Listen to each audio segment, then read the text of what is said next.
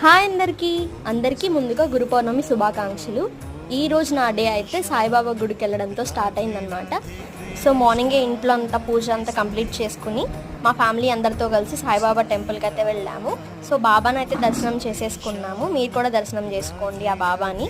So ఈరోజు గురు పౌర్ణమి కదా, బాబా ఆలయంలో ఈరోజు పూజలు అనేక వ్రతాలు కూడా జరిగాయి మా ఊరిలో.